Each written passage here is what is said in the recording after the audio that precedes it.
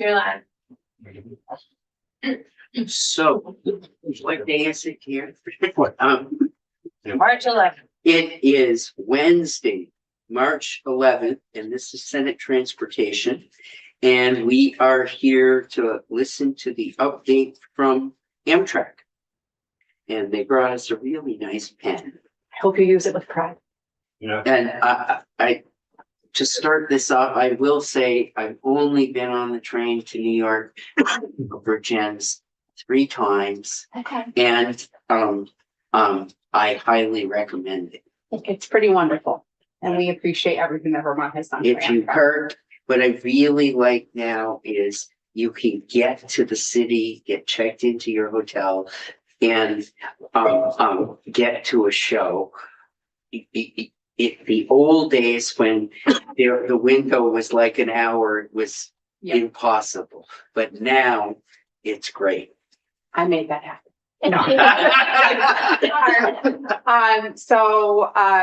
Good morning. I'm Margaret Clark. I'm the manager of government affairs for Amtrak. I am delighted to be here today. Senator Harrison has been my compadre for quite a while, and I want to thank Vermont for all the support you've given Amtrak and my friend Michelle Boomhauer. VTrans and Amtrak work very well together, and we are very happy with the partnership, and the steadfast support that you guys have had for passenger rail has been remarkable. I submitted my written testimony on Monday, and I'm providing folders for each one of you that has basically the results from fiscal 2025 for Amtrak. Also, the Vermont State fact sheet that gives you ridership numbers, money that's been invested in ADA projects along Vermont on the Ethan Allen Express and the Vermonter. And also, most exciting for me, and hopefully you guys, is the one pager on the Aero train sets. There's 3 things I hope that I'm able to convey to you, the committee, by the end of this conversation, which is number 1, our deep gratitude for the partnership with Vermont for all these years. The second is an understanding of the incredible trajectory Amtrak has had for the last couple of years, and how much Vermont has been part of that. And then finally, hopefully be able to share Amtrak's enthusiasm for the new train sets that will be coming to Vermont in 2030, around 2030. First starting with, I believe, the Vermonter, and then Ethan Allen, and then Vermonter. So I'd like to start with Amtrak's incredible success for 2025. Many of you know that Congress created Amtrak back in 1971.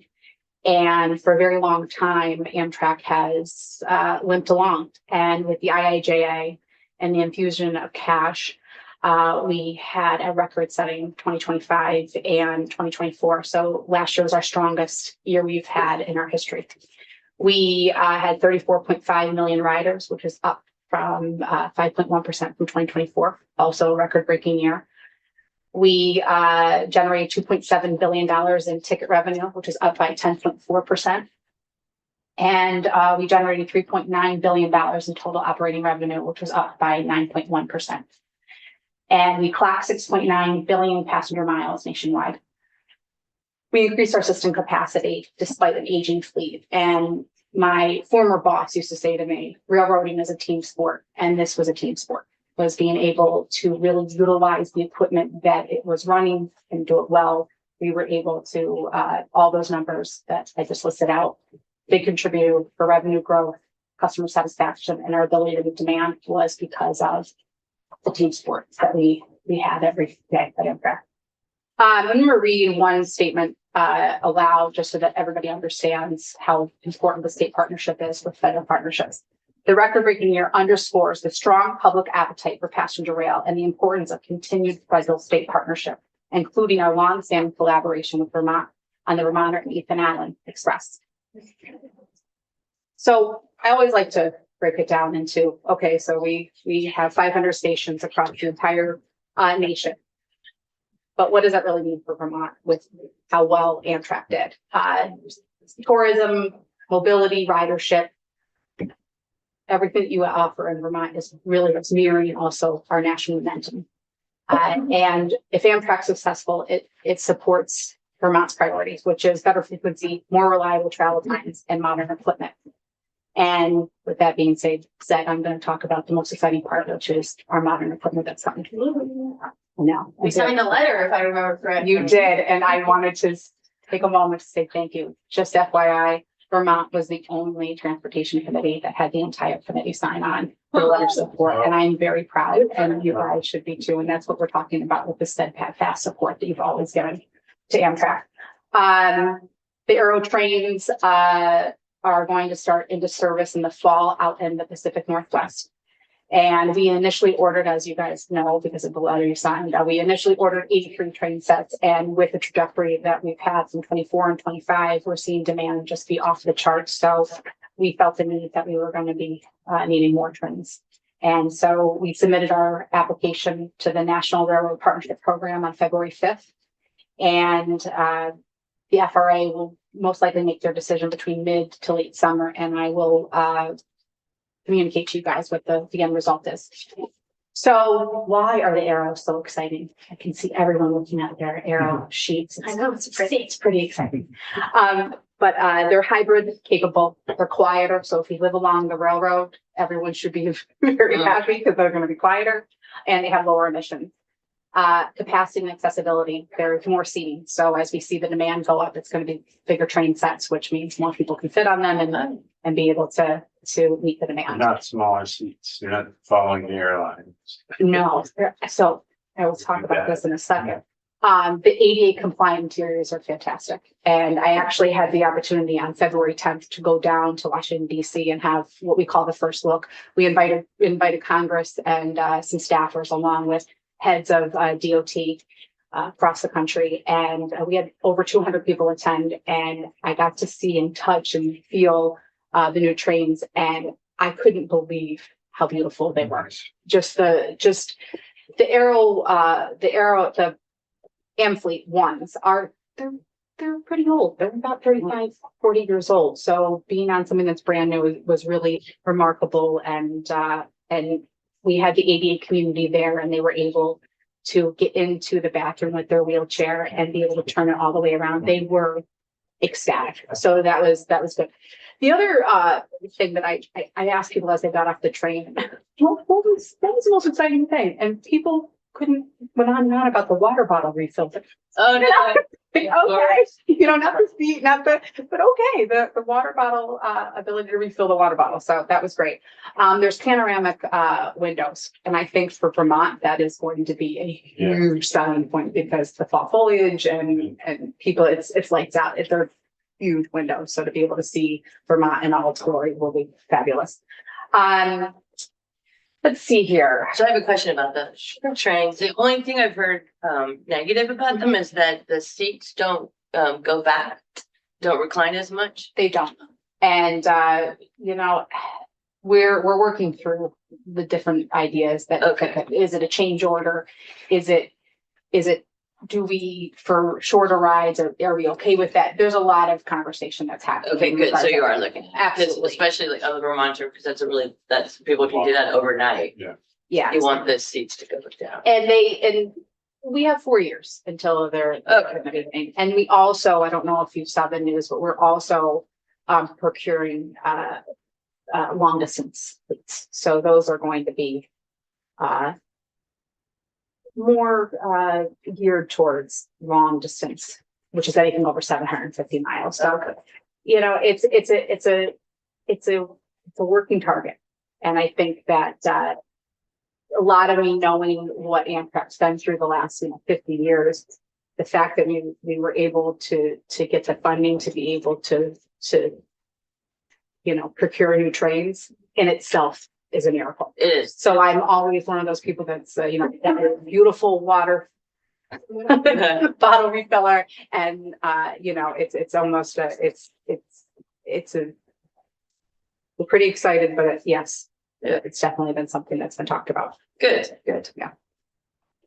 All right, so my presentation is over, and now I'm ready for any questions. So when will we see that on the Ethan Allen?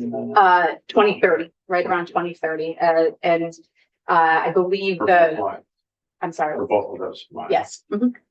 And I believe the Ethan Allen is first and then the Vermonter is second. And that has to do with, right now, the trains are being, manufactured in California. North Carolina is breaking ground on a new manufacturing facility for Siemens to build more of them. So it's really going to depend on how quickly we can get them on the rail safely and get going. And talk something about the Celia in here. Is that also being updated? I'm sorry. The Celia, Acela? So the Acelas were launched in the fall. And they're coming on slowly but surely. I believe we have 11 at this point in our repertoire that run the Northeast Corridor. New ones, I mean. Yep, brand new. And all these also come with new engines? Yes. Okay. Yes. And are you expanding where you're gonna be able to take the Acelas? So that's the tough part. Yeah. So that requires catenary Yeah. and significant upgrades. And to give you an idea, the Northeast Corridor right now, we've done an incredible job in rebuilding our infrastructure and whatnot, but we're still about $100 billion short to be able to bring that up to where it would be, at top shape. So redoing catenary is one thing, but then having to build it from scratch up to Vermont or out to Pennsylvania, from Harrisburg to Pittsburgh, that's an incredible endeavor financially. Do I think it's possible? Yes, with a lot of advocacy and push for passenger rail. The Northeast Corridor, are you asking about going to Montreal? Yeah, I was gonna. Well, and then there's the whole question about how are discussions going with, Yeah. I assume these days Canada isn't all warm and fuzzy about working with the United States, but Well, I think, everything is in the media, and I think that V-Trans has done an exceptional job working with Canada. New York State is doing an exceptional job working with Canada. And I think when, we take it outside of the media, things are okay. so is there any news on Montreal? Yeah. But I will definitely keep you guys up to date. But I know that V-Trans is really leading. 3 years. They've been saying 3 years for 30 years. It's, until I got into Amtrak, I had no idea the red tape and the absolute, grit that it takes to be able to get a project to come to fruition. And I have to say that a lot of people within Amtrak, and I was just telling Michelle this, that they've spent their entire careers planning for what we're doing right now. So I think it's going to happen. Do I know when it's going to happen? No, but I think it's going to happen. And I will be right there with you because I've read some of the articles about the Montrealer and it seemed like a really good time. Yeah. It was a great thing. Yeah.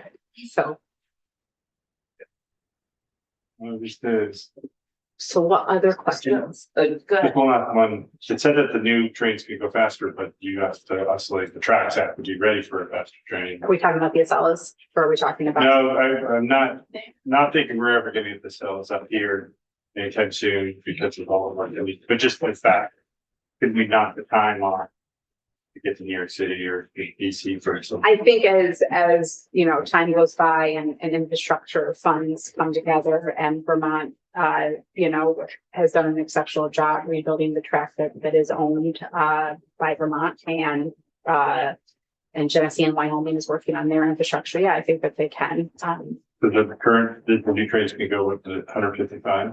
Yeah, yes. Stuff like that. And the current. Give me 1 second. 125. 125. Yes. And the current ones, the NASA go with 125. Yes. So It's all about curvature of track. it's all about the tracks. Yes. Not All about the tracks. So, I'm so glad you're here. Thank you. I'm very honored to be here. So when we get the, stats on how many riders we've had and, I believe and I'm sure that there are situations where the train is full Mhm. and we don't get, people would go, but they're not able to get a ticket. Can you tell us how many of those there are? Because they would be, they'd be trying to get a ticket through your Mhm. system. So it'd be really helpful because, one of the reasons I advocate for trains is just that it's economic development, totally, and so if we're missing those riders, or if people can't always get to New York or wherever they're going, that's not as good. And I don't know if we ever can have a longer train set on, for holidays or Huh. foliage season. That's a I good don't know question. if you're, And if you have that flexibility. That's definitely a conversation with V-Trans and Amtrak to figure out, and I will be fully transparent. We have equipment shortages Yes. that are expensive. Yeah. And that's why getting the new Aero trains on the rail safely and efficiently is really our goal, along with the fact that launching the new Acellas has also allowed for more capacity, and so we're able to utilize our equipment differently. In regards to sellouts, I can probably work with our state support team to figure out what the sellout costs for the Bonner and Ethan Allen and get that information for you. Okay, that'd be great. And then a couple of things that we talked about at the rail plan meeting or the rail council. We like to get the signs, those, on the highway, and Okay. the state already made it okay with our billboard law. It's my understanding, Michelle, I'm not saying it Yeah, correctly. So, yeah, Jeremy Reed, chief engineer. So there was some language 2 years ago that allowed for directional signs to train stations and airports. okay, great. Because you've probably seen them in Massachusetts. You know, they're just, they look like they're this big, but they're probably this big. And they're on the exit sign, and at the bottom of the exit sign, it just says Amtrak, or even sometimes, some of them are just a icon of the train. But then you know that there's a train there, and you think, oh, next time, gosh, I might take the train, or I didn't know there were trains here. It's just a good way to advertise. I agree. I definitely can take a look at signage and what we can provide. I would love to have a prioritization list of where it is that V-Trans believes that we should put those signs. So I think that's about, that's really important, especially, in areas that I was in Waterbury yesterday, and what a great train. Great, But great. like This is beautiful, yes. Yeah. Want to make sure that the signage is there, and if it was me and I was to prioritize, this is just a suggestion, this is from Margaret Clark, not Amtrak. I would probably look at where the highest ridership is, take a look at where you want to have the signs, and we can figure out what we can do. I do have a couple of them in my office that I can bring out. Don't twist my arm to have to come back to Vermont. All right. But I can figure that out, and I'll work with you guys and figure out what we can do. It's great. Thank you. And just something I very much appreciate is, in the past 2 years, 3 years, there are gates at all of the Amtrak crossings, I believe, which is really important. I mean, I don't know if you all have been down to Vernon, but at Vernon, we had an intersection that was, not An ungated crossing. 90-degree. Oh. Yeah, and Amtrak was on it, so now it's gated, so that's very, I really appreciate that, because I was worried about the safety there. And that's definitely, again, an initiative from the Federal Railroad Administration to make sure that at-grade crossings are eliminated as much as possible, because until I got to Amtrak, I had no idea how many deaths and mistakes happen from drivers that just basically are paying attention to a GPS, and they drive onto the tracks and not paying attention. And so it's definitely something that's important, and it helps everybody, keeps everybody safe. Yeah, definitely. You did say something about economic development that I think is Yes. important, and I wanted to go back to it, is that some of the stats show that for every $1 billion that you invest in transportation, you get $5 billion back in GDP. So it just shows the kind of economic impact having, transportation options for people, what it does. And the other thing I'd like to talk about a little bit is I was in Brattleboro yesterday. I don't know if you have a chance to look at the new station. Yeah, that's her. That's your. Yeah. It is gorgeous. Yeah, And I'm very excited for when it's gonna get opened up. But one of the things I talked about with Brattleboro yesterday is about transit oriented development and how there is funding opportunities available through the FRA that you may want to take a look at, and certain things that you want to get off the ground.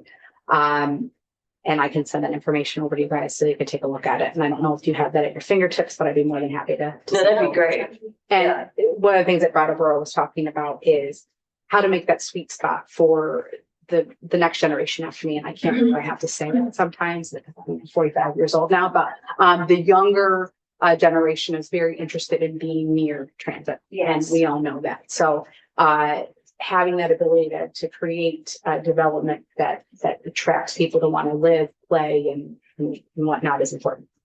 Good, good. And then something else that I just want to mention is having a way to get from the train or to the train, because that can be a challenge for folks. Yeah, I had a great conversation with John Potter yesterday in Brattleboro, and he mentioned wanting to get connected with, oh my gosh, it's a ride sharing. It's a ride sharing program. It's going to come to Zipcar.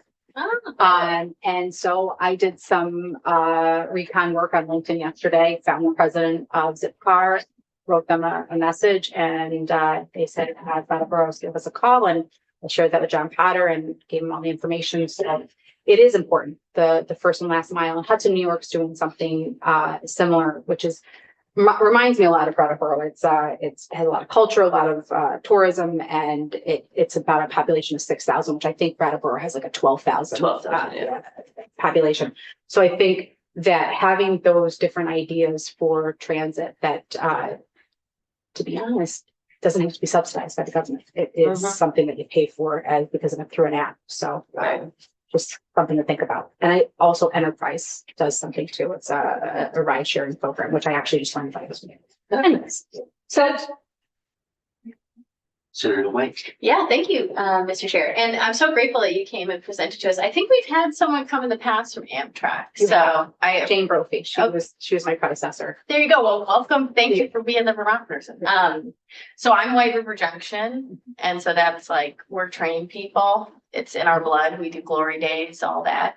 But the question that has come up for me uniquely in our area, and I know folks in St. Albans have experienced this, is a need for a quiet zone. That is more related, I think, to freight than it is to Amtrak, but it seems like the conversations become everyone has issues with the concept of a quiet zone and the cost of putting in measures. But we have 3 senior housing facilities essentially within very close proximity to the trains, and I get a lot of constituent complaints that they're woken up in the middle of the night. And well, again, I think it is more freight. The Amtrak train coming in is very, very loud. So I just have to voice that because I hear about it all the time, and it affects a population of people who we're trying to get them all in our downtown. Yep, absolutely. And we want them to be walking distance and stuff, but then they're woken up in the middle of the night and they're not super pumped about it. Absolutely. So I'm wondering kind of is the Aero train gonna be quiet? It is going to be quieter. However, it's not going to eliminate the noise and The horn. and that's a safety measure. However, there is a protocol to request a quiet zone. I don't know how far you've gone down. We have, as a community, talked about, it's been in the washing machine a few times with Lori Hirschfeld, but it seems like there was a significant cost to us doing some, there's every town that has a train station, there's some incredible cost to it because the noise of the horn is supposed to be an alert. So you have to have basically like an alert or some kind of safety guard. So I understand that, but is there any funding or is there any support for that? I can definitely look into it for you guys. I'm a big believer in safety, and I don't know. I'll give you some stats that are very frightening, which is every 3 minutes in the United States, a pedestrian or a vehicle comes in contact with a train. And so, as much as we will honor anything that you guys are looking to do. We'll help you get the materials for the quiet zone.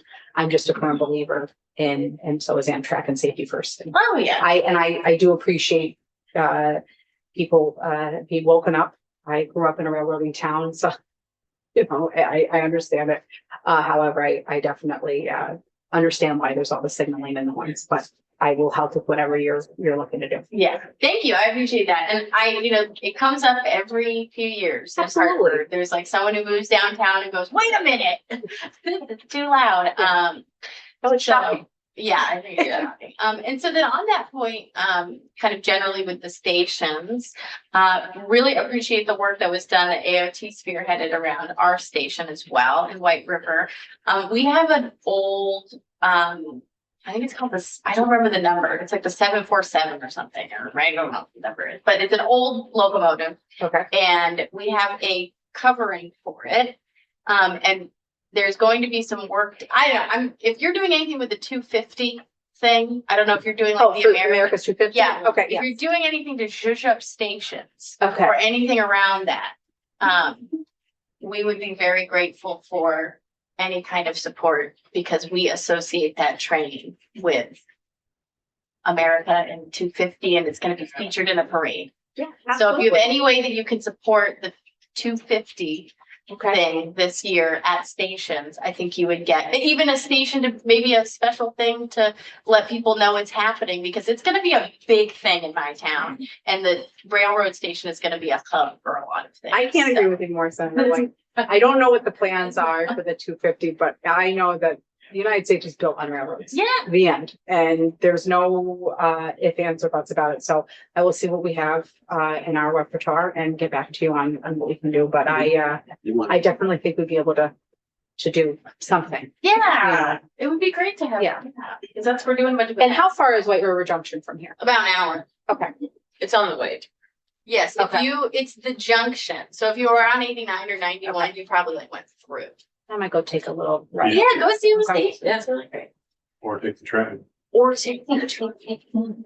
Yes, we need more service. for that. I agree. And what? No, we have one question, I know. one statement from the agency itself, and then you get 30 seconds. Senator Kirchlick, thank you, Senator Westman, Michelle Boomhauer, Vermont Agency of Transportation. I just wanted to toss out there that we have some really good news on the Amtrak Ethan Allen front. We're going to be able to drop 20 minutes from that schedule. Yeah. Starting this spring, and that's because of our continuously welded rail project, getting that on board. And so we're really excited to get folks to New York City quicker and get them to Vermont quicker. So Good. good news. Just make sure you don't squeeze my No, kid we to a won't show. get into your Yeah, 20 minutes. Congratulations. Yeah. That it's is- great news. That is great news. And 20 minutes in railroading is a ton of time. It's really good. Excited. You know, if I go to Virgin's and I park my car, it's free parking and I get out at Penn Station and I'm 2 blocks from everything. So Yeah. I'm really happy.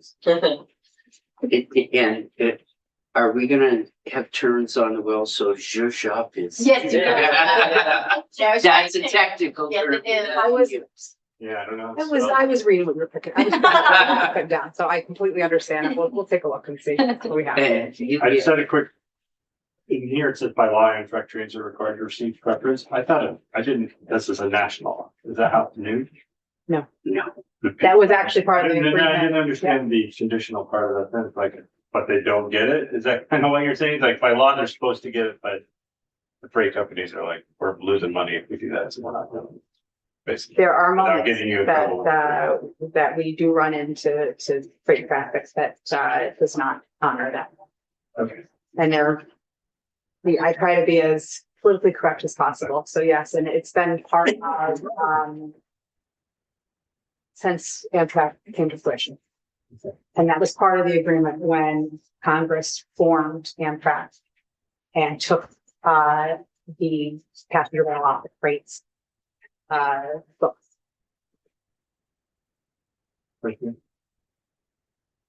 thank you so much. We really appreciate it. Well, I really appreciate being invited and I look forward to zhuzhing up. White River. All right. Yes, no, too, we're going big. Watch out. I'm just gonna go out for a minute. Yeah, I'm gonna take my. Quickly. And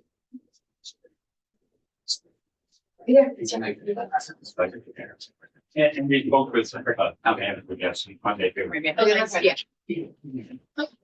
Thanks, nice to meet you. Joel and Ashley, do you both want to sit up here or do you wanna? Sure. Sure. Why don't you both, I'm doing a restart. I swear, every time I get in this building, this What? computer is so wacky. well, it can be wacky up at the end. Or it can be wacky back there, but So, you might as well. yeah, You have the link. yes, so that I had to join the meeting to share from it. Is it just restarted? Yeah.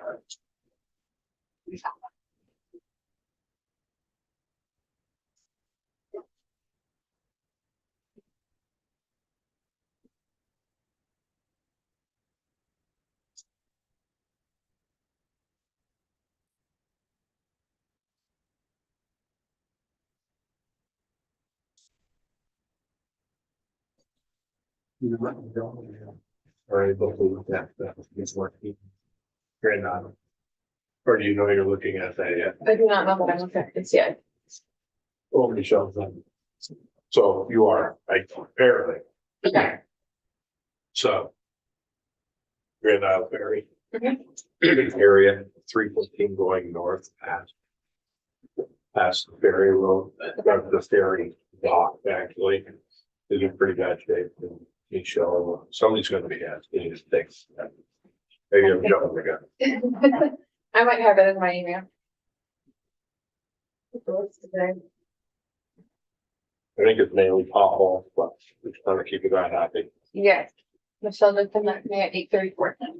No, which way to go? Sorry. That's okay. I was in a hurt state. I'm good, thank you.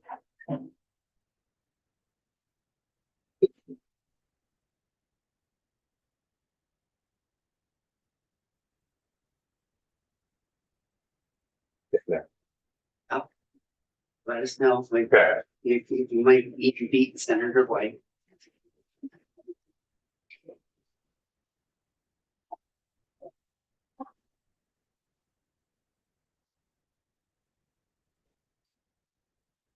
No, I think I got it. Yeah, no, we're fine. I think that Can overlap a you said it, little. yeah.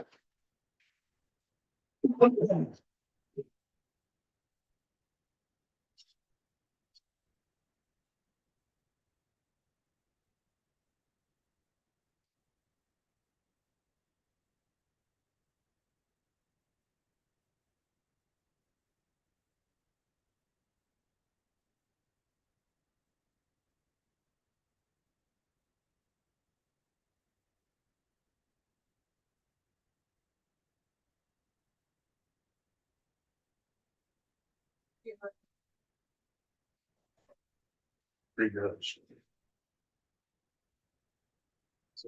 Being if they did a good job with the clock. Yeah, well, They moved, they came in, but they didn't see it. It's stuck in behind it. Did you? No, you know how they did it. Cause that's bothering me. I'll find out for you, I'll find out. All right.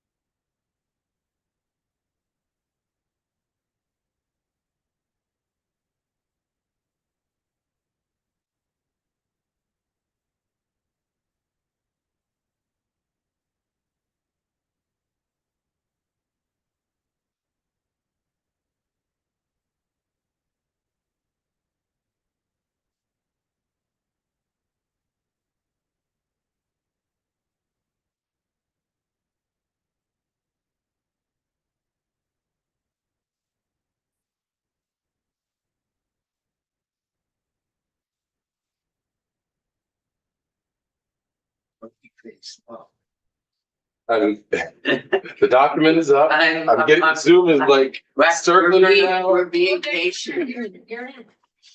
All right. Glad you went.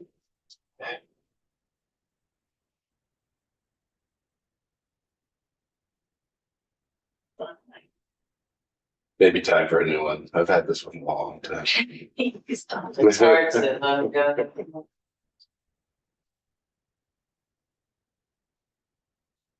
I let you in, but I'm. It's like spinning on my end. The wireless There you been are. slow all morning. Oh, All right, we're getting there. Now I can use that.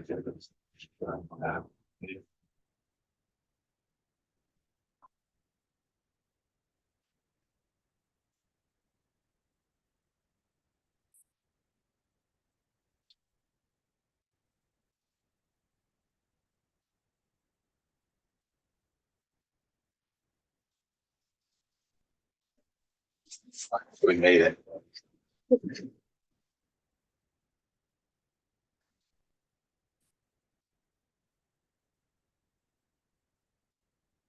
You want me to start? Oh, yeah. Okay. We're, All right. we're just waiting for you. Okay. Name, rank, serial number. Yeah. And,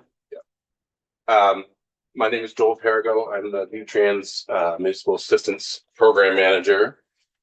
Ashley Atkins, Deputy Director, District Maintenance and Fleet.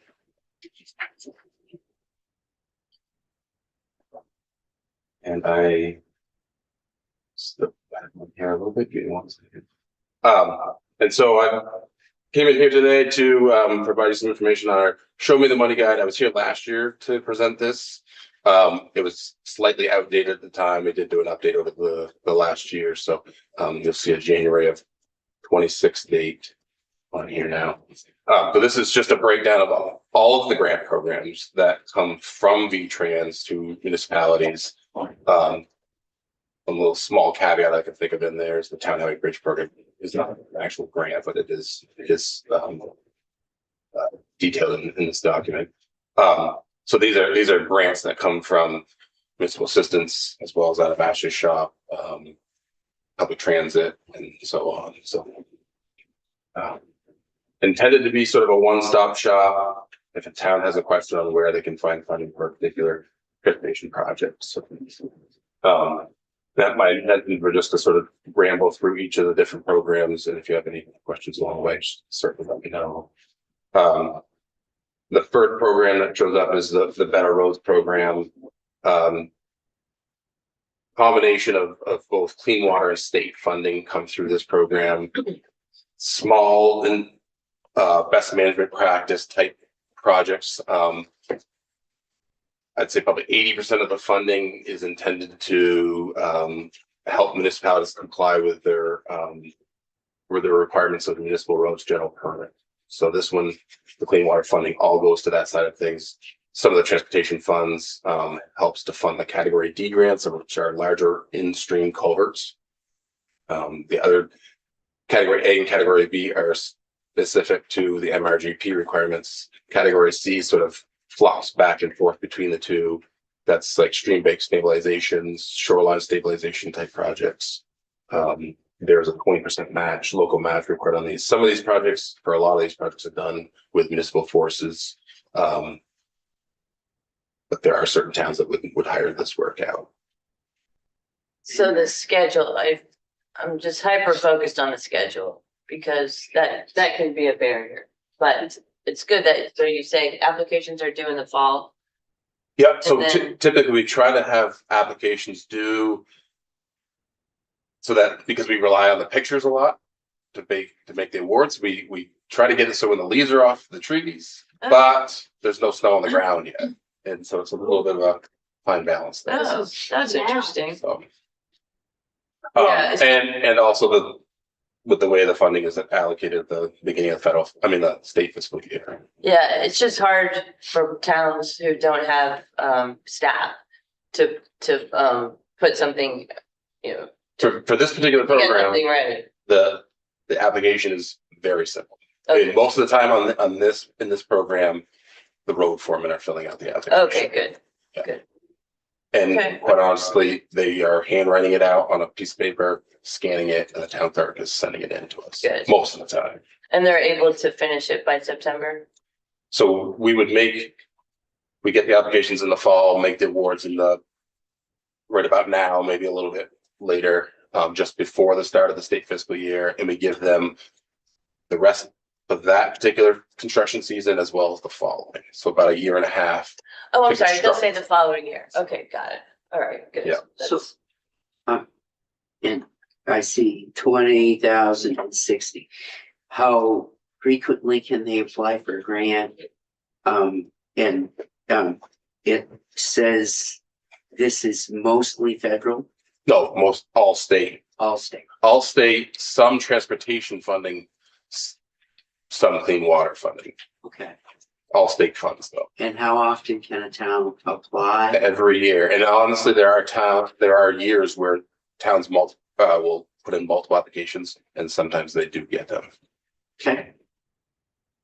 And I know last year there was some questions about the sort of demand and supply, if you will. I didn't bring that today, but when I come in for budget testimony, I'll have that prepared and Okay. share that with you. Is this the program where you do kind of look at what the town has received and you might move them down lower on the list based on the other grants that you received? No, okay. That's later on. Okay. The next is the Bike and Ped program, which is federally funded. That program typically, I'll get straight down to the timing, is I don't want to skip through too much of this, but that program is typically announced coming up very soon, April-ish timeframe. We give 6 to 8 weeks for municipalities to submit applications. Typically on a project like this, it's a project that has been through some level of scoping, is included in a master plan somewhere or something like that. We fund all of the scoping requests, so as long as they're eligible under a bike ped project, which then would inform future applications for towns. So if they have a segment of sidewalk that they want to construct from, street X to street Y, they can submit a scoping request, and except normally would always be funded. And out of that, they would have all of the information they need to enter an application for a design and construction project in the next phase. And do they need to, sorry, just Go ahead. talk, comply with the standards, and are the standards done? Your roadway standards or bike and ped, there's standards that are in, yeah. Yeah. So, Jeremy Reed, Chief Engineer. So the municipal, multimodal road guidance, I think is what you're referring to. So that is, I believe, out for review right now with the anticipation that it'll be completed, I'll just say fall timeframe. So they're not completed, but there is a draft out. Oh, is that something that we could see? Absolutely. Stamp draft all over it? Yep. Okay. I would really like to see that. Yep. Okay, great. Thank you. The other component of the bike ped program is the small scale projects, which are state funded. And so those are intended to be, as they sound, small in nature, gap projects a lot of times, or small replacements of sidewalk that have deteriorated to the point where they're no longer ADA accessible, that sort of thing. That funding is for implementation only, and it's a 50-50 match situation. So, and typically those projects are completed in a 1 to 2 year time frame. And again, it's up to the town's procurement procedures whether they construct the project or they hire it out.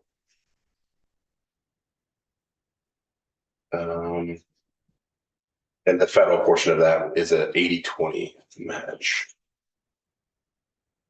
Go ahead. There's a question about sidewalks. Sidewalks are really expensive to do, whether the town does it by themselves or contracts out. Could the state have do a master contract that towns could use and just get a better Do price? you have any? So I think that would be difficult without knowing the location and quantity.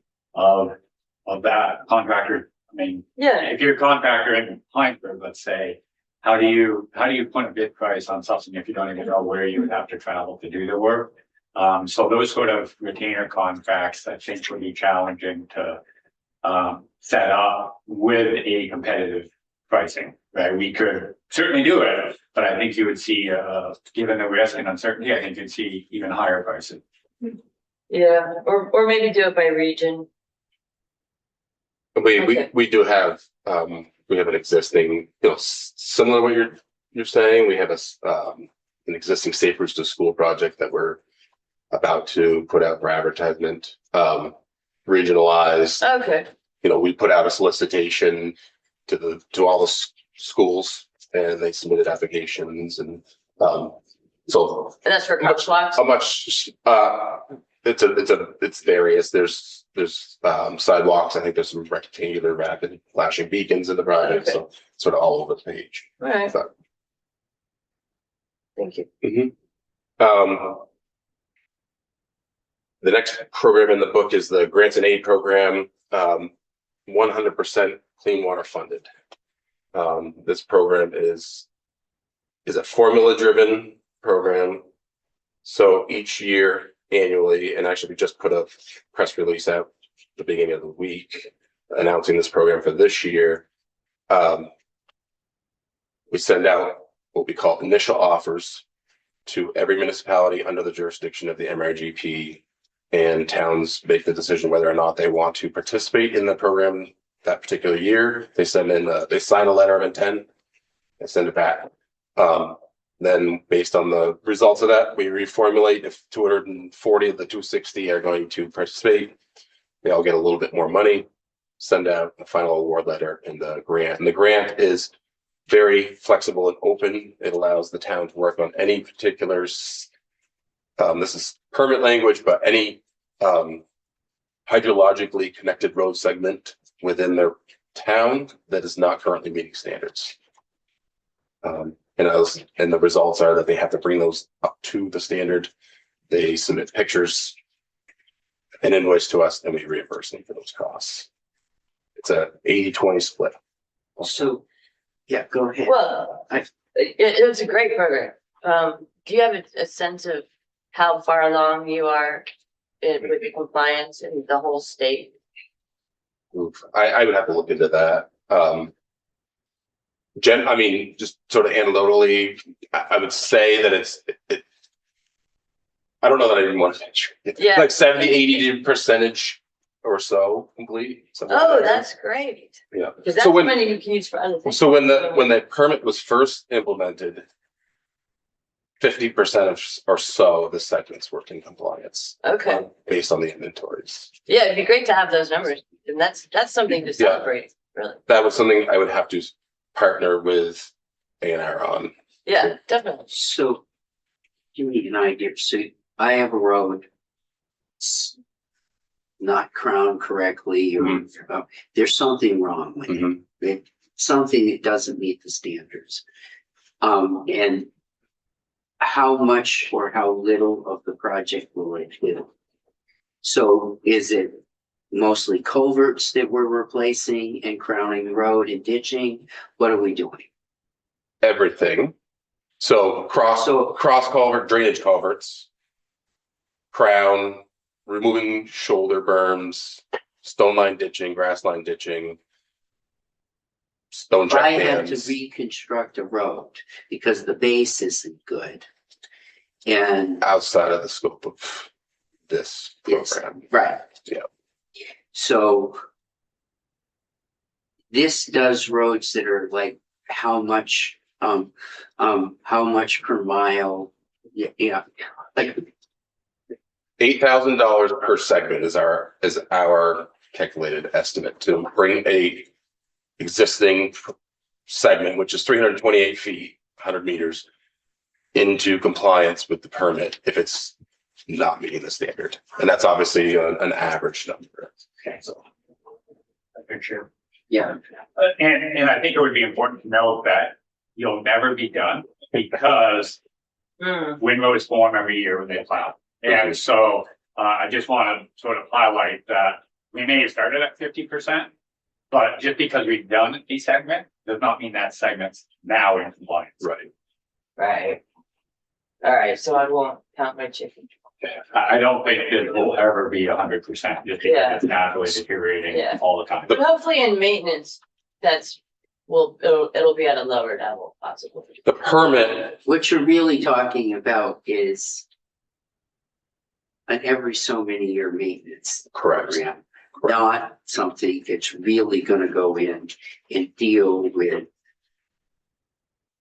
If I've got a town that's got an $800,000 culvert, it's gonna vary it. This is not where we're going. Right. Okay.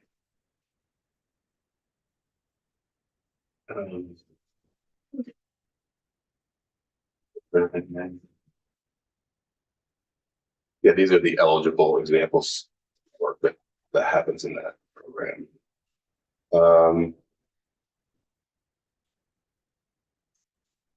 Okay, moving on, the transportation alternatives program. Federally funded. It is a set aside of our block grant funding, so it is a requirement of the agency to use that funding as part of this. It must go through a competitive process. So each year we submit, we solicit for applications. We're actually, I expect an announcement on those awards any day now. We're required by statute to make those awards by the end of March, so. There's six eligible categories under TA. First being on-road, off-road bike ped facilities. The second is more related to, it's bike ped facilities, but more related to non-driving for folks that need to access daily needs. Conversion of railroad corridors for rail trails, turnouts, overlooks, and viewing areas. Community improvement. Generally speaking, the only applications we've ever received in that category is for historic preservation purposes. And then F is the environmental mitigation category, which our current statutes require us to make 50% of our awards in that particular category. And that's where we fund like salt sheds, as well as some stormwater infrastructure type projects. Oh, wait, yeah, I know, I was like, You're after. I shot up my hand. So on salt sheds, wait, can you? There, so can you tell us who's applied? A lot of towns, and a lot of towns have turned down the money, mostly because of the costs associated with the federal funding aspects of the project, of the program. Okay, I guess, so I'm thinking that Community of Reading, they came up to me during town meeting break, and they are trying to build a salt shed / another connection associated with rebuilding a garage, and they're potentially getting a Northern Borders grant. So how does this, are you able to use the funding overlapping? Because that's, to your point, that seems to be where people fall down. So this funding would not, and that's another point. We've had like the town of Bennington applied for a grant at one point, and they intended to use it as part of a sort of a more grander plan of a public works facility. Well, this is not eligible for that purpose. It's literally simply because you won't see in the enabling legislation anything that says about salt sheds. It's more about pollution prevention. So we've had to actually guide towns to ensure that they understand that they can't put heating in their building and extra offices because it's not eligible under this funding. Okay, is there any place within, well, maybe you'll get to it. Are you going to get to a program there would be something eligible for those types of? Not through V-Trans, no. You mean you're talking like other types of transportation buildings and stuff? There's nothing. Nothing Well, on, this is a- Northern Borders might be. Well, you could use the other road grant for that if the town wanted to. Oh, you could. Can't you use that grant for anything? Local roads related, you could buy a truck with it, you can put it in your road. Town highway aid. Yeah. Yeah, could you use town highway? That's town highway, it's different. Yeah, that's your formula. That's the Yeah, formula. You can use it for a bill. You can use it for whatever you want. Does that be transportation? Yeah, I mean, it's just, you get it set out on an annual basis, and if you wanna buy sand with it, you can, if you wanna. But that's not a grant program. Right. This is, no, that's not. What's the bonding? Do you work with folks to help them find a bond, for example? Because I'm just trying to think through, like, this community really wants this. They're working on it. They've got a plan. They're hoping the Northern Border Grant comes through. They don't have the ability to use Town Highway A because they're already way underwater. They'd probably get such a small amount. Exactly. They could go to the Vermont Bond Bank. Yeah, so where Well, do that's you in turn the people? SIB, the State Infrastructure Bank, is that what you mean? That is in this program, but that still has to be eligible under Title 23 to go through SIB. But it could also just go to the bond bank separately for municipal bond. Right. I think USDA, stay around. Oh, What's the money through ANR in the cleanup? If you're within the Lake Champlain Basin and we're cleaning up the TM Hills, there is money there, but you're not in the Lake Champlain Basin. Yeah. That's part of the salt bill as Right. the issue went through. totally, When yes. you get a small town like Reading, I had Elmore that They'd love to cover. they worked for almost 15 years to put together the money to be able to move their salt shed, which was less than 100 yards from Lake Elm.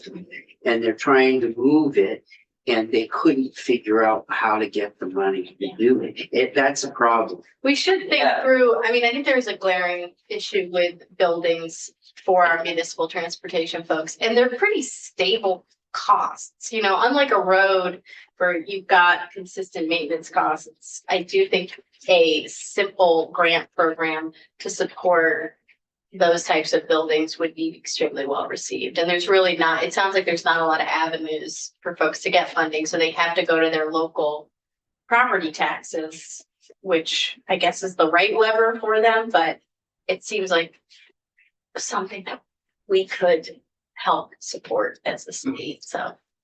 Just a thought, but yeah. Pat, Do we still, is there a committee that picks the grants? There used to be. No. It used to be, it was written in the statute. I mean, there's a committee, yes, but it's not It's not statutorily. legislators and so forth. No, it's primarily folks from V-Trans, but then we also have folks from ANR that participate. Sort of and they provide a lot of insight on the environmental mitigation side of the projects, so. The committee, the legislative part of that committee went away a few years ago. Yes, quite a few years ago now. Showing my age. Yeah, I mean, 10 years, maybe. Yeah, that's about right. Yeah. Yeah. Me Corcoran used to be on that. Big man. I called Parker and said, yeah, which my card needs. So you'll see that does say a maximum grant award of $300,000, which is currently what's written into statute. There was some notwithstanding language in the 2023 transportation bill that allows for us to make grants in the amount of $600,000, which is scheduled to sunset fiscal year 27. I'm actually walking upstairs to testify with the House this morning that we are, V-Trans is proposing to make some changes to those caps. What's the average project that cost that this might fund? I'm gonna guess just under $1 million. You know, going back to your point, sidewalks, shared use paths are about $500 per linear foot all in.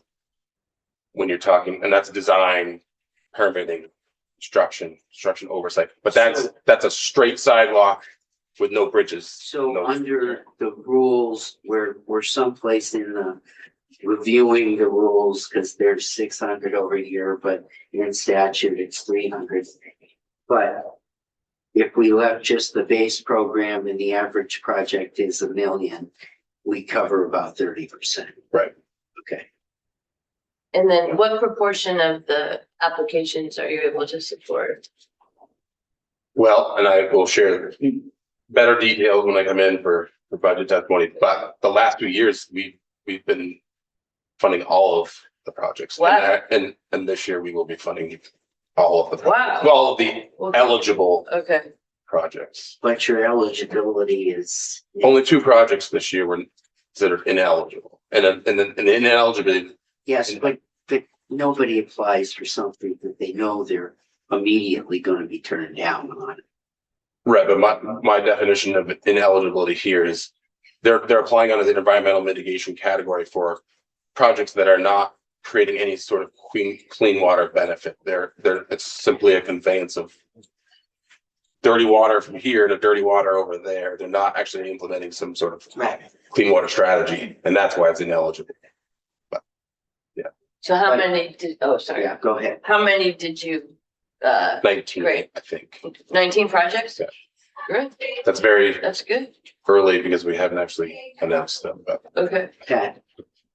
Are you able to fund them all because of just you have the money to do all of them, or due to the fact that people are turning back money?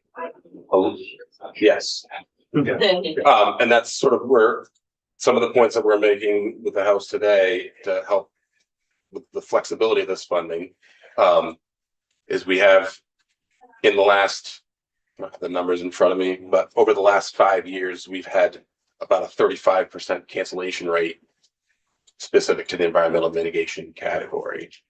And the issue becomes that we only have 4 years to get this funding obligated. Otherwise, we are in a situation where we have potentially lapsing funds, and if they lapse, they're no longer available to Vermont. And so we're scrambling, and it's happening on an annual basis. So we need that flexibility to provide more money to the towns at a time when it makes sense. 2 things. One, up there says a 20% match, but I thought you're, back and forth with the chairs was that we were only doing like a 30%, 30% your money, 70% that, but it's the other way. This transportation alternatives is 20% local cash match. Right, so you're paying 80%. Yes. Okay. And then, But you're paying 80% of the capped amount. Right. No, which right. the $300,000 is Is the capped amount. So for a bigger project, that was your point. So for, Yeah. if it's a large, if they hit the cap, then they're not gonna get 80% of the project. No, Well- you gotta pay, they're all, it's on their own dime. If the project's an $800,000 project, you do 80/20 on the 300 and the 500, they're on their own. Or they come back to us through our bike ped program and we give them a separate grant, Yeah. which takes more time, more effort, duplication of lots of different things, grant agreements, amendments and agreements with federal highway and all the reporting we do with them. A lot of administrative burden. And that's why we're arguing that the cap would be Yes. beneficial if it was. And what you can use this for is quite a narrow pack. Correct. It's 19 projects and Right. around 246 towns. That's kind of, yeah. That's not to say it's not for. Yeah. That it's just, And what is the main reason that 30% rejection rate? What would you say the main reason? That most of them are the sand and salt trends. I mean, a lot of that comes down to the fact that, our process, which our process, our bid documents, our specifications are all established for linear transportation projects, and we're not well established for the exceptions, which are these sand and salt. And they apply, so maybe I missed what you said earlier. So they apply for a salt shed, and you say, well, that's eligible, or you say it's not eligible. It is eligible So then why do they have to turn around and say, like, we don't want this? What's the? because the costs become a lot more with the federal aid process. The local match goes up because of that. What's the federal process? That's private cost. Is it the It's hiring a consultant to go through a fully engineered set of plans. It's going through NEPA. It's going through the Uniform Act for right of way. It's time. So it's NEPA and other And it's- federal environmental right. requirements. And they didn't kind of realize that was because the grant. Correct. I mean, we make it very clear, Yeah. but I don't know, always like, listen. extent. Right. And how difficult. Correct. I mean, even this manual says, projects take on average 3 to 5 years to complete. That is the reality of it. And what's Federal your funding. 4 years, or you have 4 more years, or you? So when we get an annual apportionment under TA, and we have 4 federal fiscal years to obligate that funding. Have you been able to obligate all that you have had? Yes, Good. we've never lapsed it. There's a list of the eligible applicants. School districts, that's good. School districts are safer to school infrastructure projects are eligible under this program. Does it have to be a public school? It does not. Private schools are eligible, so as long as the main portions of the project are publicly accessible. So if you're putting a sidewalk that's serving a private school, but it's in the public They can't right use of it to way. deal with like a 3 acre So, rule, right. water project. Right. Wastewater or a stormwater. or something. The next one is the Municipal Highway Stormwater Mitigation Program, also federally funded. It's sort of a sister component of the TA. We actually solicited it all as one. Think of it as like an add-on. You'll see it in the white book as a standalone line.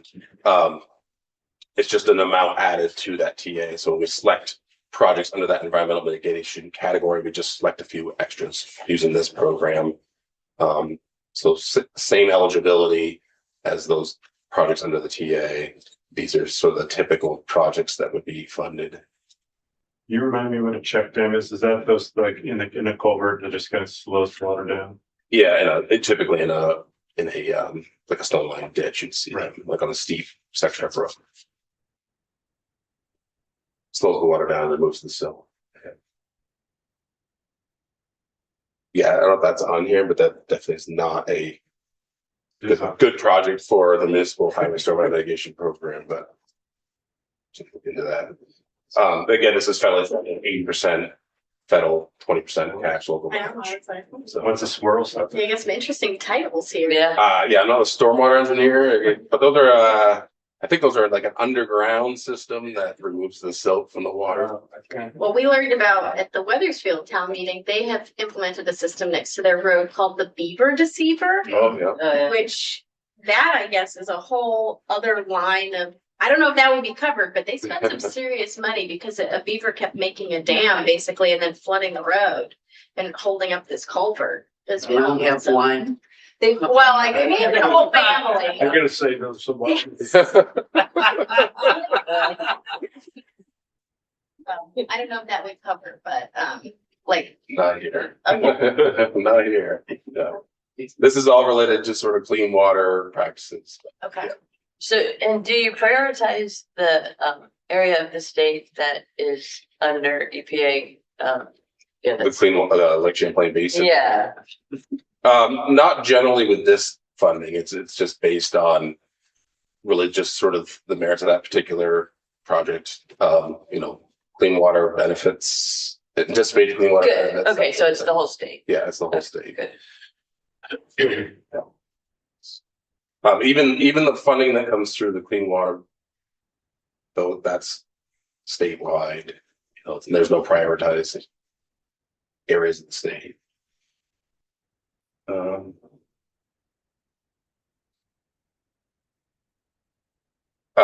Municipal park and ride program also comes through municipal assistance.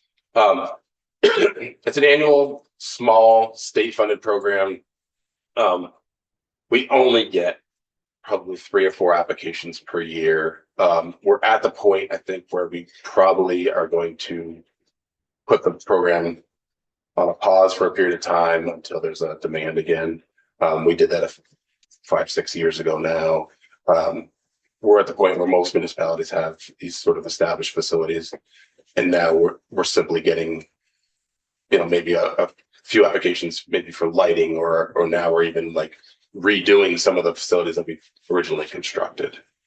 As far as like the surface, maybe they started with a gravel surface and they're paving it now, and those sort of things. The exit to park and ride, Karen, or is that your district? Which, is it 2 on 89? Yeah, maybe Sharon, is that a state one or? That's a state one. That's not a town. I'm saving that for my budget. Okay. I got something for you Good for pictures. that. Okay, good. Yeah. Looking forward. Oh, to okay, it. yeah, you mean the veterans. Is that what's? Well, it's a No. Vietnam. No, You're that's talking about the rest area. This is southbound. Oh. Northbound is the Next to the store. next to the store and the horseshoe pits. Oh, my God. Oh, yeah, talk about that. Throwing the spoiler alert. Yeah, you are. Okay. We could- Well, I'm very go down. excited about this. No, we should. And in fact, the church is now becoming like a community center. So Yeah, it's got a lot of good activity. okay. So that's, Sorry to bring that up. yeah, so this program is only, I think it's been in the white book for about $150,000 the last few years. It's an 80-20 split. So. Town Highway Bridge Program, it's in here, but it's actually not a grant program. Those projects go through our structures section. So there's some information on here about if a town, were to have a town highway bridge project, sort of what the split is and that sort of thing in here. So.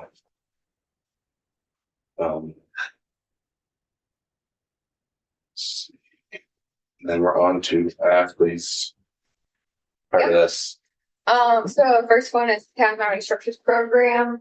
This is state grants for bridges or culverts over 36 inches, along with retaining walls on class 1s, 2s, 3. How is it different from the other bridge program that you just went by? Or are you going to say that? This is one of the actual granting programs that's, the municipalities put in their grants they're April 15th. There's a bridge specific program and then this is structures, which could be bridges or other structures. Correct. Yeah, this program is for any structure larger than 36 inches in retaining walls.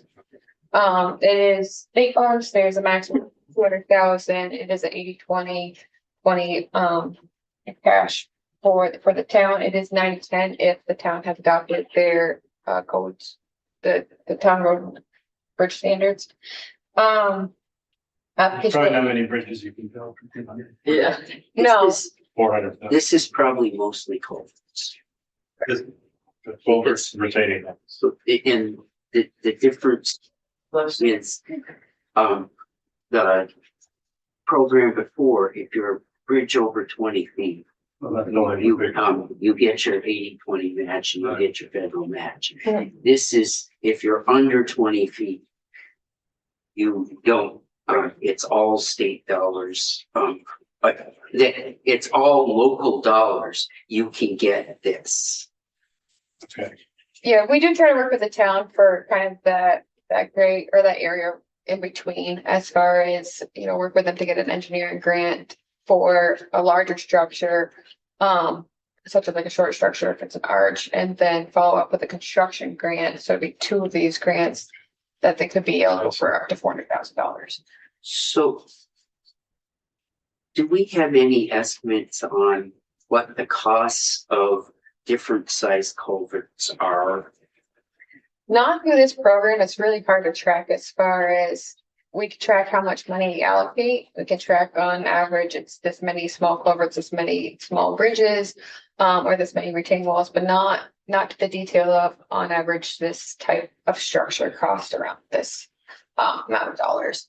Just because there's a lot of factors that go into play for the cost to be able to give you that average through this program. And actually, correct me if I'm wrong, but this isn't necessarily just for a replacement structure. If you want to like shore up a wing wall or put a new timber deck on, new bridge rail, you could use this. Yeah, absolutely. And you try to repair. 6-inch thing comes in. You're talking about when you mentioned 36 inches, you're Yep. talking about length. That's the structure size, the opening, and you said 36 inches or larger, a 3-foot. What's the O diameter? So it's this, Yeah. It's not, Okay. I always thought it was the length of the structure, like it's a short. no, Yeah, really. It's fine. Okay. it's this 36 The diameter. up to the place where you get a bridge more than 20 feet long. Right. Yeah, and even some of those larger bridges, if there's a component of the bridge that might need to have some kind of repair, that could come through this program. What happens to a town that has and I'm gonna say big culvert. And I don't know the kind I can walk through. Right, big box culvert. A big box culvert or something like that that ends up 25 feet down in the ground and has a cost of 800,000. They just replaced one 2 years ago in my town. And it was just down the road. They had the big crane there. They weren't real careful and they tipped the crane over. Oh, yeah, that's a good idea. And it, On the highway. Yeah. but I'm looking, it was an $800,000 project. Mhm. How long have we been at 200,000? Only recently, it was 175.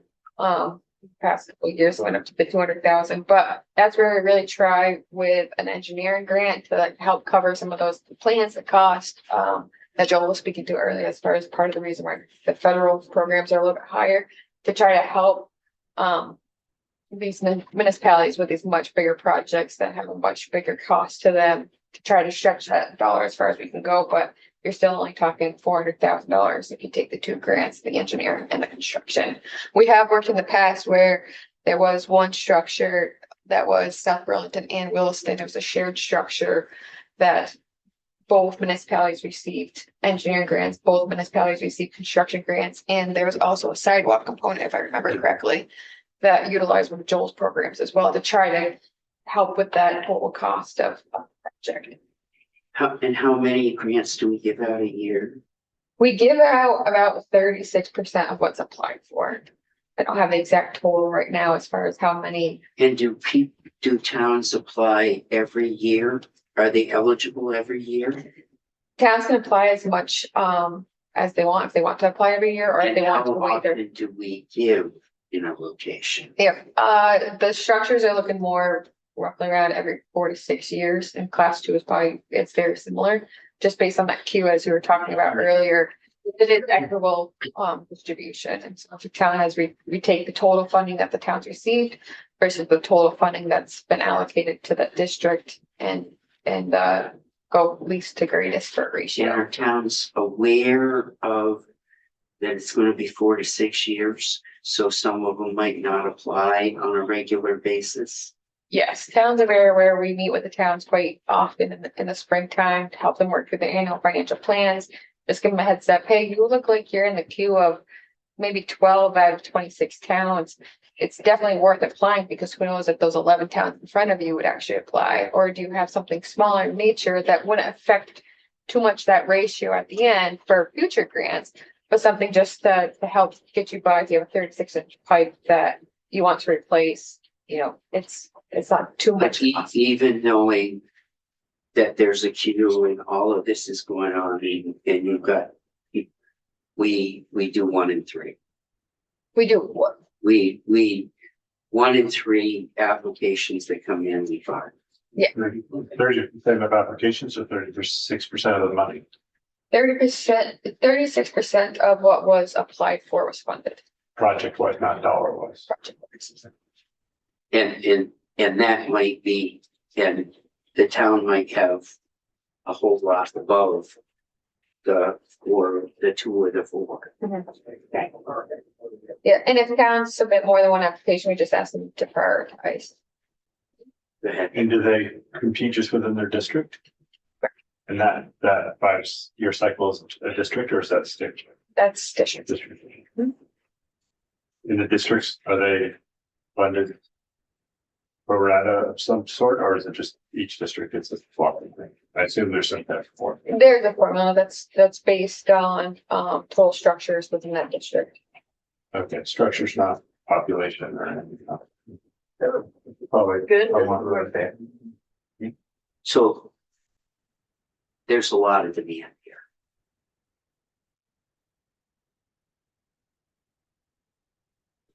Can I add one thing too? Chair, you asked about an $800,000 project. We have funded a number of box culvert projects through the municipal highway stormwater program in the past. I mean, I don't know what the number is, but you know, I've 10, 12 of those types of structures that would fall in that neighborhood. And I believe, correct me if I'm wrong, that statute allows for this program to be used as match to a federal grant. If they chose to do that for like a bigger type project. So, In this program, I did forget to add as well that historically the statute has been 7.2 million for this program. And because of the modification to the statute of that annual increase, now we're looking just shy of 7.4 based on the governor's recommend for an allocation this year. So roughly one more grant if town applying for the maximum. Yeah, I don't. Yeah, totally and totally appreciate and where we are. I would just say that for medium and smaller towns, and it can be the same for bigger towns, but particularly for medium and smaller towns, when you get slammed with a road that is has that kind of culvert near a town of 1,500 people, it's a big hump. Big money. It's big money for those. Do the towns know that they can use the grant for federal portion of the grant with that's federal money? Are they aware of that? that's a new stuff. I don't I know. mean, how would we get that message out to those guys? Yeah, we'll definitely have to double check that language on that Gotta one. make sure that that's. Yep. Yeah, We typically send out a letter every February 1st to all municipalities saying, hey, the applications are open, and provide a lot of those supporting details at that point in time. And so, I'm not necessarily aware of that. So if that is the case, we can definitely tag on to that email to just make sure that everybody's aware while we still have a month and a half to fill the applications are due. And if that is the practice, we can just add it into that annual blast that we do there. Municipality. Most towns don't know that. Most towns think this is an area where it's a stumbling block.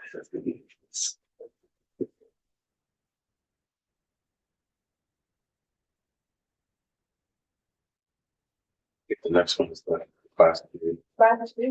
All right, so in the past, that's been at 8.6, we're looking at 8.83. Due to that same increased annual based on the modification to that statute. This is for class 2 roadways within a town. Class 3 roadways are eligible if a town does not have a state road or a class 1 roadway going through their town. It's at the max of $200,000, the same as the structures. The local match is 30% or 20% if you have your council code standards signed. We have been about 25% of the total funds requested through the application have been awarded. So slightly, quite about 10% less than the structures program. That percentage, I believe it to be a little bit off just because of fiscal year 21 when we didn't have any grants to allocate due to COVID, and we had doubled up the year before. There was one grant that was awarded in that calendar year, so that threw off the average a little bit with 6 fiscal years versus really it's 5. But that's the program in a nutshell. Have a couple numbers just for, what does that really mean? It's a little bit easier to look at the total funding and how many miles were paved versus the structures with just the range of sizes. So for fiscal year 26, we had assisted with 75 miles worth of restructuring, repaving, and kind of repairs, which is about $118,000 per lane mile. That's what that equates to. And does the grant have to be at least a section of the road? Is it section, is the terminology for the 100 meters? Oh, No. you're talking about hydrologically connected segment under the permit, no. So you don't use any, can they do any amount of the road? Like to keep it under 200,000, just like try to do a smaller amount? They could pay for 0.4 miles and do a full-blown reconstruction, or they could pay for 2 miles and maybe it costs $420,000 and then use $200,000 of the program. So the question comes up, how many miles of road in the state are eligible statewide that the towns maintain? We could do that quick analysis with the class 2s.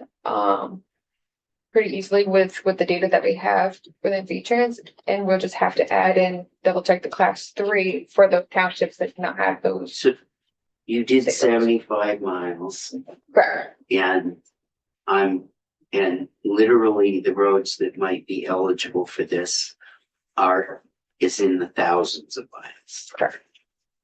So we're resurfacing or redoing in pavement projects 1/3%.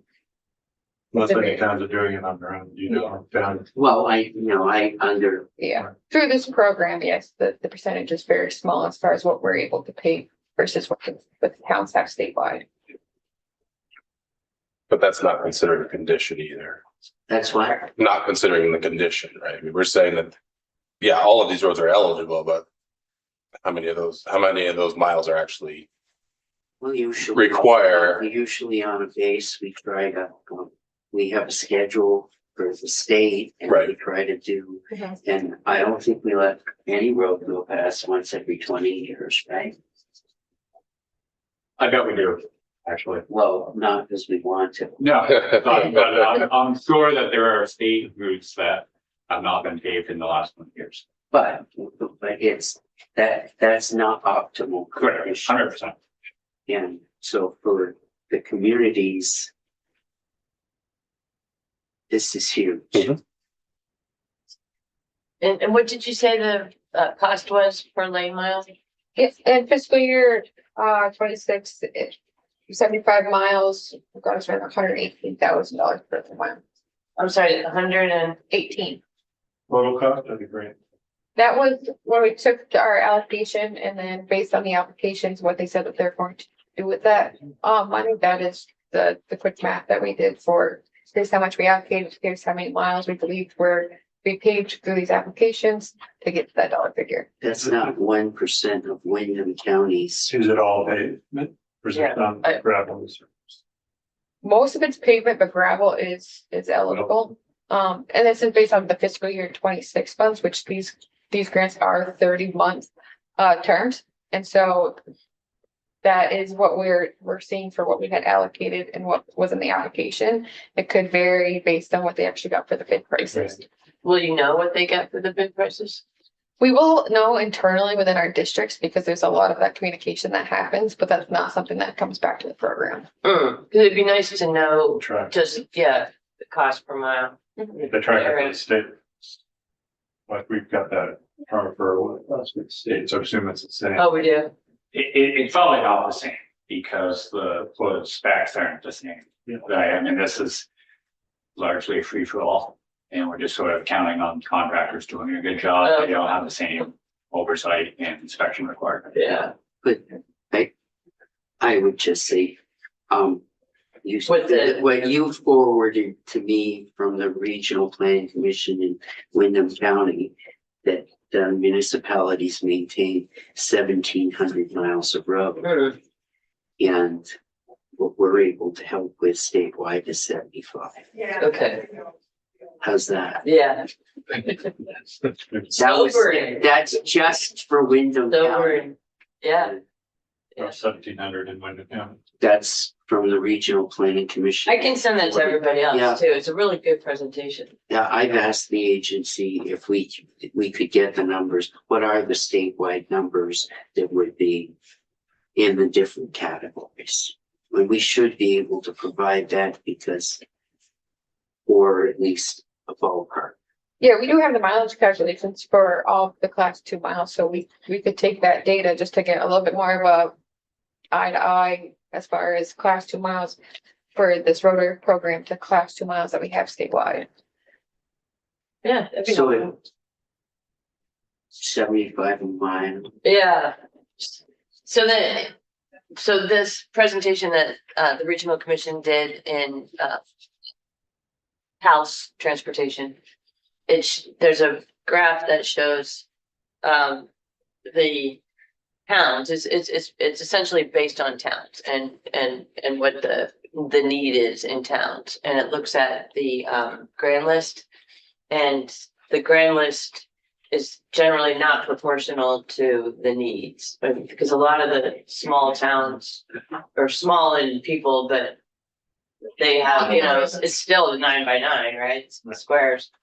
And it's a very rural area, so it's probably very similar to like the Kingdom, those areas. I hope the percentage would be a little bit higher, seeing how class two cannot be more than 25% of the town's class roadways, total mileage. It cannot be more than. Correct. Oh, that's interesting. And so, like, Can you say that again? total class 2 miles Yeah. of a town cannot be more than 25% of their total class miles of. To be eligible 1, 2, for 3. what? Just as far as like when the town might want to reclassify, that's one of the aspects that we look at. Is say they want to reclassify from class 3 to class 2, they can't exceed that percentage to be for class 2 miles. And be eligible, or just you won't reclassify? We won't classify. Wow. Why is it? I would have to double check as far as with our key paid division. So as this is far as only what for that- class 2 roads, you don't want people like reclassified so they get money, even though there's not much money. Right, and then with the town aid, the difference between class 2 and class 3, the state pays, it's quite a bit of a difference as well per mile. So if a town has 1,700 miles, they might have, you know, quick math would be like maybe they have 300 miles of that would be actually class 2. So then the number of miles that we were able to allocate to our program percentage might be a little bit higher, would be the hope, because we're not comparing to all the class mileage that the town has to maintain, just the class 2. But the class, well. All of the money for any organization like that is fungible. It's a lot more expensive to tear up a paved road, class 2 road in a community.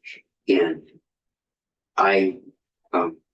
the town next to ours, Underhill, just did a stretch of road. And by the time they ripped up the pavement and they did the base and everything, it was so expensive that. And what they got for help and they could save on that, they've got for their other ones. Are there towns that have over 25 class 2, or that requirement is kept down underneath that? That requirement has kept underneath that. I would have to run some numbers to verify, but my previous experience is a project manager within District 5, the Chittenden County area, and that was something that I worked with the towns quite often with to say, hey, you could, you know, reclassify 3.1 miles worth of class 3, class 2 to be kind of at that maximum for your allocation to help support your town budget and your maintenance budget. And then also be eligible for this program. Is there a reason other than this program that you would want towns to be capped at 25%? I mean, is The town there- highway aid is also, Okay, so, Yeah. but then other than the aid, is there any other reason? Those are the only two. It doesn't make sense. Yeah, I don't know the history of it, and I agree that it seems somewhat arbitrary. Yeah, I mean, quite honestly, urban area should have a higher class 2 percentage than a rural area, just intuitively. It would make your formula cost more. Yeah, I mean, there's a financial impact for sure, but I don't know if there's other justification. And okay, this is the first I'm hearing of it, so I don't know. interesting, fun fact. Yeah. Okay, Sorry to spring that on you. no, it's good to hear. town highway emergency, this is the state funded side of it. So this is, Okay, so this is my turn. this is new. All right, fiscal year 27, the plan is the same as previous years of the 1.15 for this program. It's for non-federally declared events that are either from weather or from man-made events. To be eligible, the cost of the repairs needs to be exceed 10% or 9% of your non-motor maintenance budget. The program is used quite a bit. It's very fluid as far as if we're if we run less in one year, historically, we've been able to allocate more in the next year. The demand is, has historically been quite a bit. Right now, in fiscal year 26, we actually have not, administered or allocated any funds through this program, just because has only been one application. And that one application was more due to lack of maintenance is why the structure failed, not because of any kind of weather or other type of disaster. But for fiscal year 2026, there are six applications. Fiscal year 25, my apologies. There were 6 applications, 5 were awarded. Fiscal year 25, 9 applications, 5 were awarded. Fiscal year 24, we awarded $1.9 million through this program. And fiscal year 25, we awarded $618,000 through this program. It's very fluid. It all depends upon what nature provides us. So we had, Oh, sorry. no, Do you know how much the governor allocated for this in the budget? 1.15. so we have places that just recently didn't get, federal, Declaration. right, but there was damage. Could they use this? The program criteria does align with not having a federal declaration. It far exceeds what we have allocated in fiscal year 26. And I know there's conversations going on with the administration right now as far as what does that look like. Thank you. But criteria wise, Okay. going on. Yeah, there are discussions of finding ways to put more money in that to cover the one that we got the magic. Yeah. The next program comes from our Operations and Safety Bureau. We've actually only sent this program out one other time. And there is another round coming.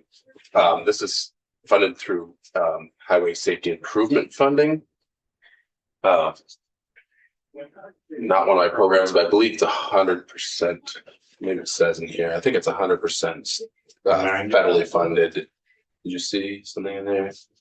I just know there was a project in one of my towns, but maybe it's 100%, but there's some. Yeah, I'd have to. Town might have like. I'd have to look at They that. have to redo some water pipes underneath so the town is big for At that. their own cost, yeah. So the way that this program, like I said, it's only happened once so far. The way it went out to municipalities was there was certain countermeasures offered to the municipalities. They're very small type implementation type projects, signage, fixed object removal, like if you had like a large boulder that was in the clear zone, they could, or trees that they wanted to be removed, things of that nature, edge line markings. Some of the towns, that's what they did, is they just took the money and they did as much line striping as they could.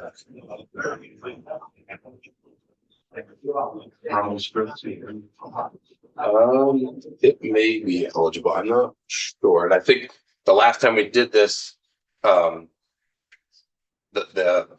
materials that went out said these are the, in that round, and it's all based on data. We get the money based on fatalities and how they happen. So now we're trying to prevent those in other areas. So we have to put that money into certain places. So that's a grant that you might not. That means that you have fatalities. Or, yeah, I mean, you are in an area that has been identified as a potential. Oh, potentially, you don't have to actually. Right, no, have right, the fatality. exactly. Okay. Roads like. It's happened somewhere else. It's been identified as a risk, so, and so those areas we're trying to address. Could it be for pedestrian safety or is it only vehicle?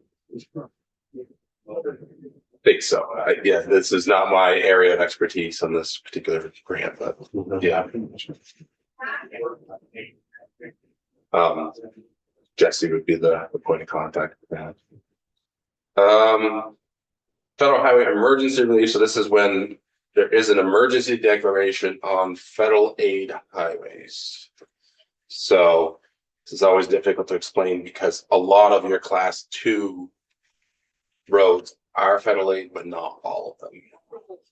So some of your class twos and your class ones would fall in this when there's a federal declaration.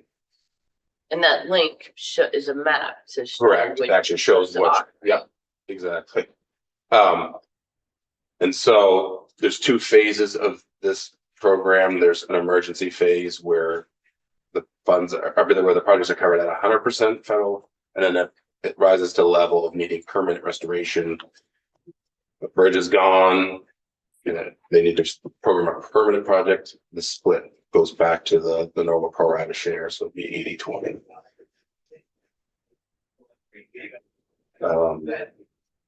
So this is not FEMA, this is federal highway funding, just to be clear.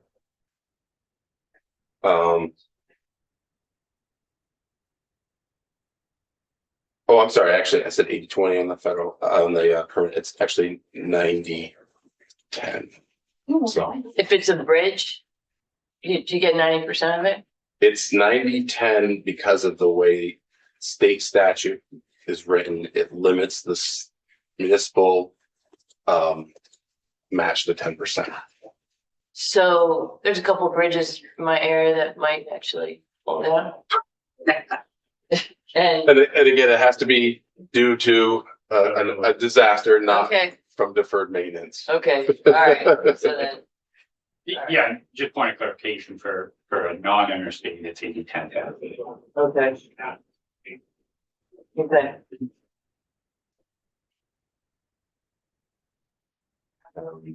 The Better Connections Grant Program is another one that's outside of municipal assistance, but it's done in conjunction with ACCD. These are sort of like master planning type grants, small in nature, approximately $200,000 total pot. And there's some example projects down here. Active transportation planning is probably the most common product you'd see coming out of this. What is the access management? It's like looking at like it's the example I'm trying to think of down here, the Bearmont Pillar Road, where you have driveways all coming in different directions. Oh, okay. And like trying to prevent, you know, multiple access points and that sort of thing. Curb cuts. You're right. But none of this goes for like any planning or This is all planning level funding. all. This is not implementation dollars. So we constantly have complaints about that we don't have good information. So who's eligible to receive it? Just the community, or if a community wanted to say, we've had a number of communities, Brattleboro, Morristown Mhm. came in. They Royalton, came in. yeah, they're not getting their bridge. So But but those two communities did assessments of the condition of their roads, which it is helpful in the planning process to get the community to do. And the question is, if we were gonna try to get money out to help communities better do an assessment, and maybe the Regional Planning Commission would work to be able to do the region so everybody's would get done. Would this be a place that would lend itself to explore that sort of an, I don't believe so. Not in this no, program. but not in this program Right, this now, program. but going forward, if we were gonna look to address something like that, where would this be someplace that we might look to put funds to change this? Not in Better Connections. No, I don't believe that would be the location. I don't know the right program, or if the right program even exists. Yeah, I'm just saying, with lack of information about how does a town budget, Mhm. if they can't make an assessment, how do we make an assessment of how to help communities if we can't get the information? I'm looking for where that conversation might fit. Right, so, and this is one of the few programs that has a different, funding source. Because it has the ACCD money, right? So there's some. It's done in conjunction with ACCD. It's actually, I believe it's federal highway funding. So I have to look into that. Because it looks like something that would be the transit, what's the word? The transit-based, planning and, development. That's That's I, That's the next one? Okay, so that might be what we would want to look at. if we can't, the first step in planning is knowing what your problem is. And if I can't do that for all of my communities in the whole state, it's hard to assess what the problems are, what we need to do, Yeah. and put together a plan. That's why it, and Royalton's so small. How could they do that on their own? Yeah, they're not able to do it on their own. Yeah, I think we haven't really discussed it, but I've had conversations with Jeremy on this topic, but it is concerning to me that I have constituents who are going to be without a bridge, which there seems to be no grant program that really aligns with their specific need. And they're also unable to afford it as a community, and they're also on the hook to wait until I believe 2030 to even potentially get a bridge. And it just doesn't seem like we are prioritizing appropriately. If I have over 100 constituents who are without a bridge, which is delaying access to EMS, we had a business that closed because the bridge is gone, a farm business, an on-farm business. So if you care about agriculture, is my pitch. And then we are also having another business close because they are told that they won't have their bridge back. So it really does bug me that we have all these great programs, but there's still this glaringly obvious need in at least one of my communities. And with the transportation revenue shortfall, as you're very aware, there's no end in sight to it. And so I am concerned that we don't have appropriately sized grant programs to meet the needs of our communities. And that's not your fault. That's in fact the opposite of your fault. You're really doing the work. So there's not a lot of questions I can ask to that point. But if there are creative solutions, like I appreciate what the chair has been saying, like, is there a way that we can address this through the creation of our future grant programs where either we're getting assessments and understanding the scope of town need and right sizing the grant programs to meet that need? I don't know, but I'm just pretty bummed by the bridge, the Foxtan Bridge in Royalton. And when I went to town meeting, I got swarmed by people who. Isn't that bridge right by the box? Yeah, I mean, so okay, so you got, well, I can explain. I can show you. I know that bridge. Yes, and it is gone. And they thought they were, Is it gone? Or it's was- gone because, well, it's unusable. Yeah. Like, you're not It's even- not gone, it's closed. Yeah, the state closed, Yeah, and they Well, were, The town closed it at our because you said it was demand. poor quality. Or Yeah. yes, people don't fall in the river. Good thing. And they were told that they could wait to get a permanent bridge. And I think they made the calculus to not accept a temporary bridge because they were told they were going to get a bridge. Now the scoping is happening in this year, but they're not likely to get it funded until 2030. So you're going to see me in the They can't T-bill. get it temporary. Well, I think they're open to any conversation because people are freaked out So over it's a there. pretty big. Yeah, so, I mean, a little bit off topic, but, so, yes, we did approach the town and, offered a temporary bridge. Now, the temporary bridge was, we thought, roughly $3 million. And, we would have to go through some design and permitting process to get that. What the town ultimately chose is not to put in a temporary bridge because not only would they not have to pay a 10% share on the temporary, but they wouldn't have to pay the 10% share on the permanent. It would be cut to 5%. So there's a significant financial incentive for the town not to install a temporary bridge. Now, Senator White is right that currently we're showing funding available in 2030.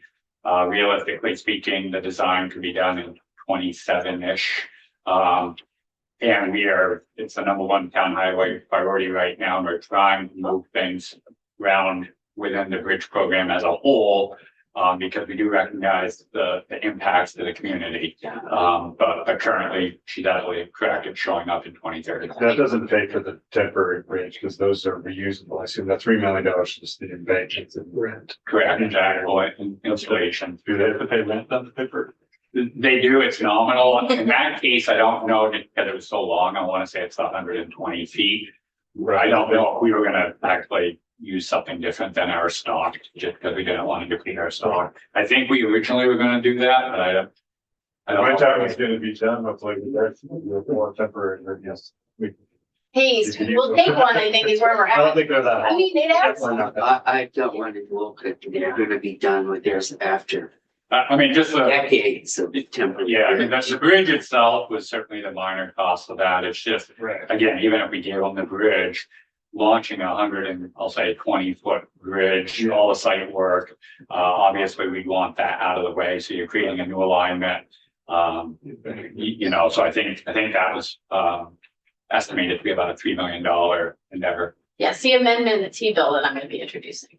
I like hearing it's the number one priority, but it does add 30 minutes of time for an ambulance to get to this part of their community. And there are many elderly people who live there and they're very freaked out. We can call it cost standard. There, if we can get this bridge, I will be the happiest person. So, but it doesn't bother me that there was not an ability for them to get a kind of grant to support us preventing this scenario from happening. Like if they had been able to scope it out a few years ago and felt that they could afford to do it, I think we wouldn't be in this Well, were they situation. warned about the condition of the bridge prior? I assume they were. It wasn't a Yeah. surprise. Yeah, I don't know the full history of it. It is a historic trust, right? So, I don't know what the inspection cycle was on it, if it was 2 years or more frequent, but, I think intuitively we knew that it was coming, whether or not we said, hey, in 6 years or 10 years, you're gonna need to do something. That seems unlikely, but Right. Well, I know my town has some bridges like that, where they're like. A lot of them doing their transportation budget, they're like, hey, that's pretty soon, you know, in the next 10 years, we're gonna have to. We're likely gonna have to. Yeah. Yeah, Good and I luck. have them too. Good luck And with they're the all- next culvert. Mine are policy. I know. pushed Yeah, out it's- to 34, Right. so. Yeah, that's- we're and they're- doing emergency management. Yeah. Yes, Okay, Okay. The next one is Mobility Transportation Innovations Grant Program. Yeah. Admittedly, this is probably the one I know the least about. It's not out of municipal assistance, so, Well, this we is, love the program. yeah.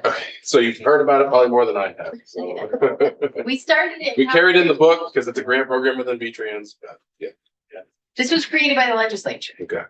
when I was in House Transportation, and it funds things like the mover, for example, Yeah. like for transit. Yeah. And you are funding it again this, in your budget this year.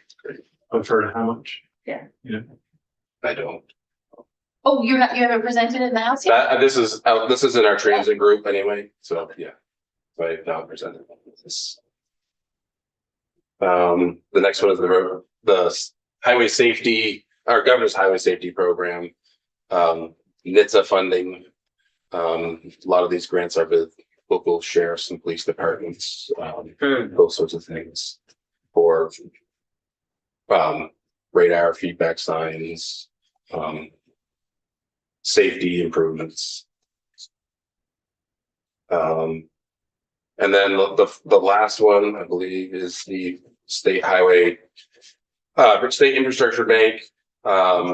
Again, these are low interest loans that are provided to municipalities for purposes of potentially a bridge. I know that the last one that I worked on for this was the town of Berlin.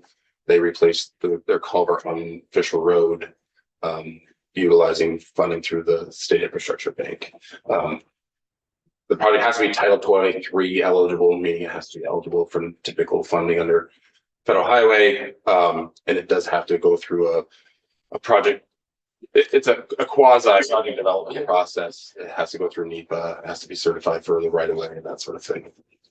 So this could have big dollars. For how, what I am dollar, unsure of the requirement, and this is outside of V-Trans. that's speed up? Page before. Yeah. Can you just scroll back to 26? 26, yeah. 3%. Okay, so that's the loan term. 1% for municipal. That's nice. For electric vehicles, charging stations. And yeah, for charging stations. But I can be for, if it's a municipal borrower, it can just be for that. And that is all we have. There's some resource information at the back of the document. No, Yeah, I don't know how much money that we have, if there's limited. I know the electric charging, they only have, I think, a certain amount of money. Okay, Vita only has a certain amount. Yeah, we're gonna have to fund that. the town highway, which we didn't talk about, which is roughly 35 million in there, and I think this is Ashley's area. It could, actually, I would carry the budget testimony for it. When you come back. Mhm. Because we need the details of how the calculation is done for each town. I haven't been through that in ages. Okay. And it would be nice to know what's covered, what's not, and what the mileage is and the details within the number. Okay. And within that number, you should be able to tell us how many in each category miles of road there are statewide. Right. Yeah. So the details within that that's the largest single program of any that we're going to see in the budget. Yeah. But as we look at that formula, it would be nice to understand the formula. Yep. So quite a few years ago now, Senate made an amendment to the T bill to add some money to that program, and we built a spreadsheet, if you will, that basically said if we want to add $3 million and they could see the results from it, I could probably bring that back to life. It would be nice to understand if we added money in that area what it would do based upon which miles are covered and which are not. Yeah. Do that.